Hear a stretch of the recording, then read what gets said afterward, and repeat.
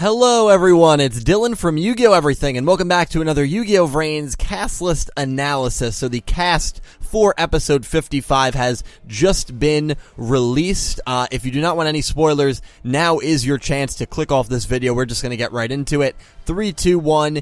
Here we go. So we got the summary for 55 last week. I will quickly remind you guys what it is. So episode 55 is titled A Never Before Seen World. Also, huge thank you to DMC for translating. Playmaker and Soulburner have reached a wind-swept cliff. Due to some mysterious force, the two of them have arrived to some ruins. As they investigate the ruins, they run into someone unexpected, ...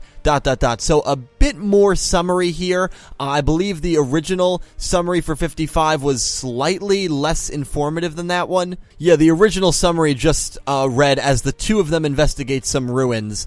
So it only added one extra line, which was due to some mysterious force, the two of them have arrived to some ruins. So I don't know if that's really too interesting, but, you know, just a little more detail there. But again, for the last week, we've wondered, who are they running into? We've maybe theorized that it could be a knight, it could be Revolver or Spectre. That's who I was kind of hoping it was going to be. But most likely, based on the cast list, it is not going to be either one of them, and it's going to be pretty obvious who it is. But here is the cast list. Yusaku/Playmaker, Homura/Soulburner, Flame, Kusanagi, Windy, new character there, Akira, Aoi/Blue Girl, Emma/Ghost Girl, Hayami, and Echo, another new character there. So Windy and Echo are both being voiced by guys. One is a 41-year-old male voice actor, the other one is a 26-year-old male voice actor. So I would assume that both of these characters are going to be guy characters.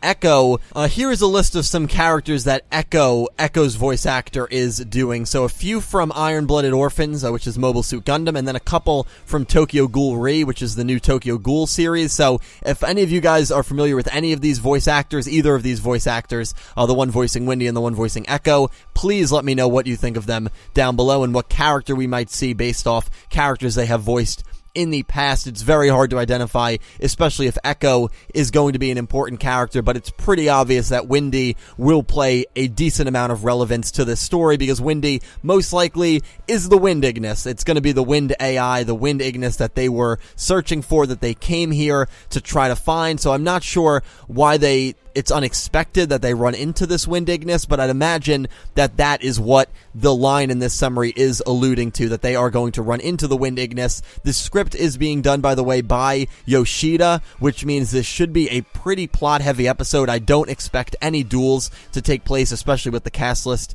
in this episode. I don't see any members of this cast list dueling each other unless the Wind Ignis is going to duel for some reason and is going to be hostile, but I doubt that will be the case.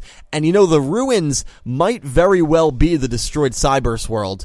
I just kind of thought of that, and maybe the mysterious force was the Wind Ignis, or was some kind of other power guiding them to the destroyed Cyberse world for whatever reason. Who really knows? But they got, I believe it was a signal from the Wind Ignis that there, or maybe they didn't get a signal from the Wind Ignis, but they identified that there was a Wind Ignis not too far away in this direction. So that was a main reason why they decided to go, which I actually forgot when I was analyzing last week's summaries and cast list, because when I was like, oh, maybe the unexpected person will be Revolver or Spectre, a lot of people were like, it's probably the Wind Ignis, and I'm like, yeah, you're probably right. Don't know why that is really somewhat unexpected, but hey, you know, it is what it is. So we should get a lot of plot in this episode.